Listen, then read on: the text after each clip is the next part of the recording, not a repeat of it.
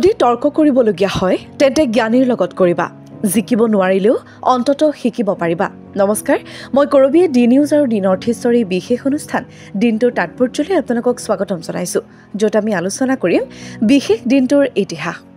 আজি ইংৰাজী আগষ্ট মাহৰ ২৭ তাৰিখ বুধবাৰ এতিয়া আহিছো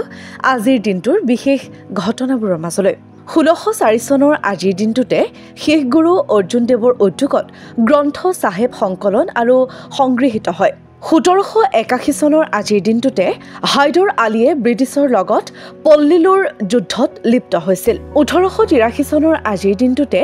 ইণ্ডোনেছিয়াৰ ক্ৰাকেটোৱাত সৰ্ববৃহৎ আগ্নেয়গিৰি উৎগিৰণ হৈ ৩৬,৬০০ জন লোকৰ হানি হৈছিল ১৯৪৭ চনৰ আজিৰ দিনটোতে ভাৰতৰ বৃহত্তম সংবাদ সংস্থা প্ৰেছ ট্ৰাষ্ট অফ ইণ্ডিয়া অৰ্থাৎ PTIৰ গঠন হৈছিল ১৯৯৯ চনৰ আজিৰ দিনটোতে সোণালী বেনাৰ্জী প্ৰথম অসমীয়া মহিলা সামুদ্ৰিক অভিযন্তা হয়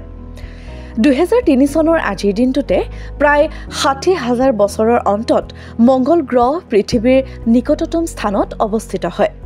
১৯১৯ চনৰ আজিৰ দিনটোতে ভাৰতৰ প্ৰথমগৰাকী মহিলা বৈদ্যুতিক অভিযন্তা ললিতাৰ জন্ম হৈছিল আজিৰ দিনটোৰ তাৎপৰ্য অনুষ্ঠানটি ইমানতে সামৰণি পৰিছে আশা কৰোঁ আপোনালোকৰ দিনটো শুভ হওক কাইলৈ পুনৰ কিছু নতুন তথ্যৰে আপোনালোকৰ মাজত আহি উপস্থিত হ'ম তেতিয়ালৈকে চাই থাকিব ডি নিউজ আৰু ডি নৰ্থ ইষ্ট ধন্যবাদ